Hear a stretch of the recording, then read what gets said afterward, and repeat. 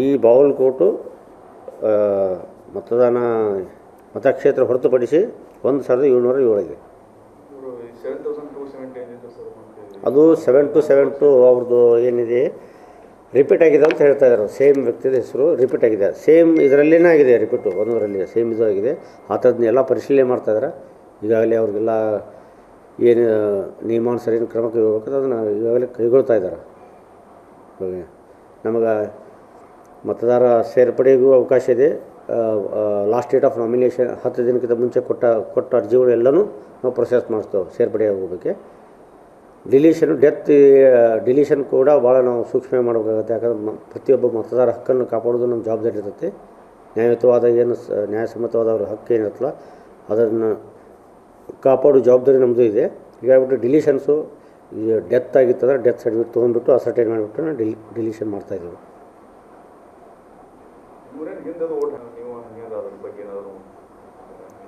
Double ಓಟಿಗೆ ಆಗೋದಿಲ್ಲ, double vote ಯಾರ್ದು ಆಗಿಲ್ಲ ಸರ್, ಚೆಕ್ ಮಾಡಿ ಆಗಲ್ಲ. ಆ ಥರದ್ದು ಆಗೋದಿಲ್ಲ, ಸ್ವಲ್ಪ ಇಂಡಿಯಾ ಲಿಂಕ್ ಇರ್ತೈತಿ.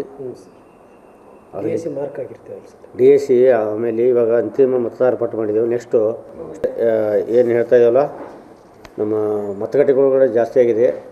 ಮುಂಚೆ 268 ಇತ್ತು, 319 ಆಗಿದೆ. ನಾವು ಪ್ರತಿಯೊಬ್ಬ BLOನು ಕೂಡ ನೇಮಕ ಮಾಡಿದ್ದೆವು. ಆಮೇಲೆ BJP ಮತ್ತು ಕಾಂಗ್ರೆಸ್ ಇಬ್ಬರು ಕೂಡ ಅವ್ರ ಬೂತ್ ಲೆವೆಲ್ ಏಜೆನ್ಸಿನ ಅವರು ಕೂಡ ನೇಮಿಸಿದ್ದಾರೆ. JDS ಮತ್ತು ಆಮ್ ಆದ್ಮಿ ಪಾರ್ಟಿ BSP ಅವ್ರಿಗೆ ಕೂಡ ಮನವಿ ಮಾಡಿದೆವು, ತಮ್ಮ ಬೂತ್ ಲೆವೆಲ್ ಏಜೆನ್ಸನ್ನು ನೇಮಕ ಮಾಡಬೇಕಾಗತ್ತೆ. ಯಾಕಂದ್ರೆ ಪ್ರತಿ ಮತಗಟ್ಟೆಯಲ್ಲೂ ಕೂಡ ನಾವು ಎಲ್ಲರನ್ನೂ ಒಳಗೊಂಡಂತೆ ಪಾರದರ್ಶಕವಾಗಿ ಯಾವ ರೀತಿ ಇದು ಪ್ರಕ್ರಿಯೆ ನಡೀತಲ್ಲ, ಮತದಾರ ಪಟ್ಟಿ ಸಿದ್ಧತೆ ಕುರಿತಂತೆ ಹಾಗೂ ಮುಂದಿನ ದಿನಗಳಲ್ಲಿ ಚುನಾವಣೆ ಪ್ರಕ್ರಿಯೆ ಕುರಿತಂತೆ ನಿಷ್ಪಕ್ಷಪಾತವಾಗಿ ನಡೆಯಲು ಅವರೆಲ್ಲರದು ಕೂಡಿ ಮಾಡಬೇಕಾಗತ್ತೆ ಈ ಕೆಲಸವನ್ನು. ಈಗ ಮೊದಲನೇದಾಗಿ ಈಗಾಗಲೇ ನಾವು BLO ಅವ್ರ ಜೊತೆಗೆ ಒಂದು 3 ಟ್ರೈನಿಂಗು ನಮ್ಮ ಸಹಾಯ AC ಅವ್ರು ಮಾಡಿದರು. ನಾವು ಒಂದು 2 ಟ್ರೈನಿಂಗ್ ಮಾಡಿದೆವು. ನಮ್ಮ ಸ್ವೀಪ್ ನೋಡಲ್ ಅಧಿಕಾರಿ ವಸ್ತ್ರ ಸರ್ ಬಂದಿರೋ ಮನೆ ಅವರು ಕೂಡ ಅವ್ರಿಗೆ ಹೇಳಿದೆವು. ನಾವು ಅವ್ರಿಗೆ ಏನು ಚುನಾವಣಾ ಆಯೋಗದ ನಿರ್ದೇಶನಗಳು ಬರ್ತಾವಲ್ಲ, ಆಮೇಲೆ RP ಆ್ಯಕ್ಟ್ ಏನಿದೆಯಲ್ಲ ಕಾನೂನು ನಿಯಮಾನುಸಾರ ಅದ್ರ ಪ್ರಕಾರ ಮಾಡಬೇಕು. ಏನು ಗೊಂದಲಗಳು ಇದ್ದರೂ ಕೂಡ ಅವನು ಆ ಹಂತದಲ್ಲಿ ನಾವು ಎಲ್ಲರಿಗೂ ಅವ್ರಿಗೆ ಹೇಳ್ತಾಯಿದ್ದೆವು. ಯಾವುದೇ ಗೊಂದಲಗಳು ಸೃಷ್ಟಿ ಆಗಲ್ಲ ನನ್ನ ಪ್ರಕಾರ. ಮತದಾರ ಪಟ್ಟಿ ಭಾಳ ಪಾರದರ್ಶಕವಾಗಿದೆ. ಇವ್ರದ್ದೇನು ಮನವಿ ಕೊಟ್ಟಿದ್ದಲ್ಲ, ಕಾಂಗ್ರೆಸ್ಸಲ್ಲಿ ಒಂದು 10 ವಾರ್ಡಲ್ಲಿ ಜಾಸ್ತಿ ಸೇರಿದಿದೆ. ಈ ಥರದ ಅವು ಸ್ಪೆಸಿಫಿಕ್ ವಾರ್ಡ್ ಹಾಕಿದ್ರು, ಅದನ್ನು ಕೂಡ ಇವಾಗ ಪರಿಶೀಲನೆ ಮಾಡ್ತಾಯಿದ್ದೆವು. ಅವ್ರು ಇಲ್ಲದ ಮತದಾರ ಮ್ಯಾಪಿಂಗು ಪ್ರಕ್ರಿಯೆಯೂ ಸ್ಟಾರ್ಟ್ ಇದೆ. ಮ್ಯಾಪಿಂಗ್ ಮಾಡಲಿಕ್ಕೂ ಚುನಾವಣಾ ಆಯೋಗದ ನಿರ್ದೇಶನ ಇದೆ. ಅದು ಕೂಡ ನಮ್ಮದು ಜಿಲ್ಲೆಯಲ್ಲಿ ಇವಾಗ 77% ಮ್ಯಾಪಿಂಗ್ ಮಾಡಿದ್ದೆ ನಾವು ನಮ್ಮ ಜಿಲ್ಲೆಯಲ್ಲಿ. ಇಲ್ಲ ಒಂದೊಂದು ಇಲ್ಲ, ಆ ಥರದವರು ಜನರಲಾಗಿ ಕೊಟ್ಟಿದ್ದರು. BJP ಅವರು 7-2 ಈ ಫಿಗರ್ ಇದೆ, ಡೂಪ್ಲಿಕೇಟ್ಸ್ ಆಗಿದೆ ನೋಡಂತ ಹೇಳಿದ್ರೆ ಅದನ್ನು ಪ್ರಕ್ರಿಯೆ ಮಾಡಿಸ್ತಾ ಇದ್ದೀವಿ. ಅದರಲ್ಲಿ ಯಾವ ಡೂಪ್ಲಿಕೇಟ್ಸು, ಯಾವ ಡೆತ್ ಆಗಿದಾವೆ, ಏನಾಗಿದೆ, ಅಥವಾ ಕರೆಕ್ಷನ್ಸು ಅಥವಾ ಒಂದೇ ಹೆಸರಲ್ಲಿ 4-3 ಬಂದಿದೆ. ಕನ್ನಡದಲ್ಲಿದೆ, ಇಂಗ್ಲೀಷಲ್ಲಿ 2 ಸತಿ ರಿಪೀಟ್ ಆಗಿದೆ.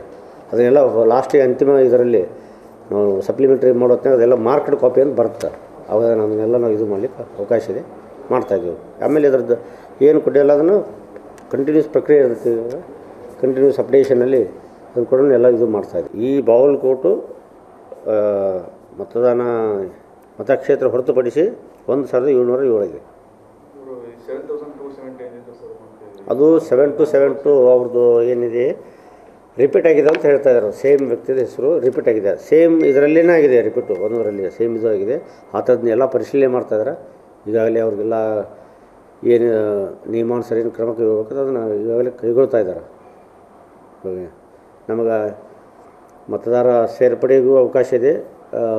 ಲಾಸ್ಟ್ ಡೇಟ್ ಆಫ್ ನಾಮಿನೇಷನ್ 10 ದಿನಕ್ಕಿಂತ ಮುಂಚೆ ಕೊಟ್ಟ ಅರ್ಜಿಗಳು ಎಲ್ಲನೂ ನಾವು ಪ್ರೊಸೆಸ್ ಮಾಡಿಸ್ತೇವೆ ಸೇರ್ಪಡೆ ಆಗೋದಕ್ಕೆ.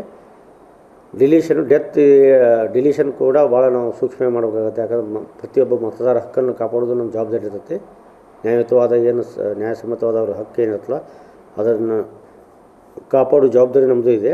ಹೀಗಾಗ್ಬಿಟ್ಟು ಡಿಲೀಷನ್ಸು ಡೆತ್ ಆಗಿತ್ತಂದ್ರೆ ಡೆತ್ ಸರ್ಟಿಫಿಕೇಟ್ ತೊಗೊಂಡ್ಬಿಟ್ಟು ಅಸರ್ಟೈನ್ ಮಾಡಿಬಿಟ್ಟು ನಾವು ಡಿಲೀಷನ್ ಮಾಡ್ತಾಯಿದ್ದೀವಿ.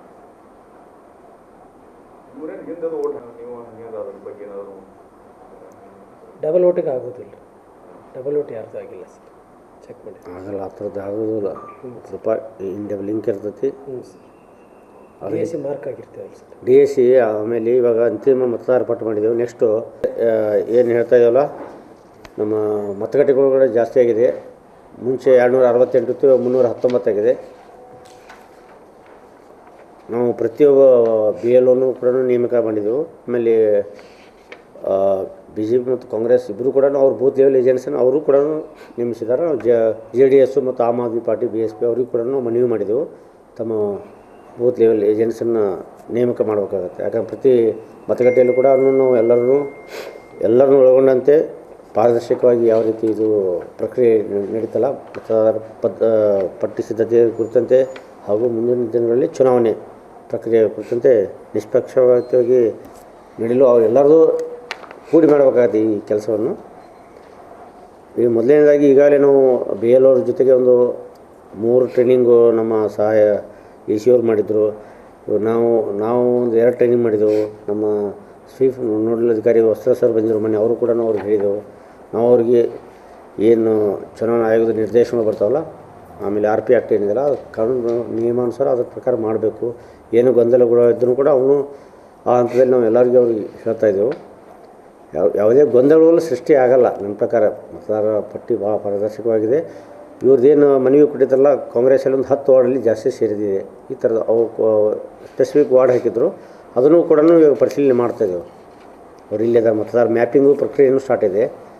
ಮ್ಯಾಪಿಂಗ್ ಮಾಡಲಿಕ್ಕೂ ಚುನಾವಣಾ ಆಯೋಗದ ನಿರ್ದೇಶನ ಇದೆ. ಅದು ಕೂಡ ನಮ್ಮದು ಜಿಲ್ಲೆಯಲ್ಲಿ ಇವಾಗ 77% ಮ್ಯಾಪಿಂಗ್ ಮಾಡಿದ್ದೆ ನಾವು ನಮ್ಮ ಜಿಲ್ಲೆಯಲ್ಲಿ. ಇಲ್ಲ ಒಂದೊಂದು ಇಲ್ಲ, ಆ ಥರದವರು ಜನರಲಾಗಿ ಕೊಟ್ಟಿದ್ದರು. BJP ಅವರು 7-2 ಈ ಫಿಗರ್ ಇದೆ, ಡೂಪ್ಲಿಕೇಟ್ಸ್ ಆಗಿದೆ ನೋಡಂತ ಹೇಳಿದರೆ ಅದನ್ನು ಪ್ರಕ್ರಿಯೆ ಮಾಡಿಸ್ತಾ ಇದ್ದರು. ಅದರಲ್ಲಿ ಯಾವ ಡೂಪ್ಲಿಕೇಟ್ಸು, ಯಾವ ಡೆತ್ ಆಗಿದ್ದಾವೆ, ಏನಾಗಿದೆ, ಅಥವಾ ಕರೆಕ್ಷನ್ಸು ಅಥವಾ ಒಂದೇ ಹೆಸರಲ್ಲಿ 4-3 ಬಂದಿದೆ.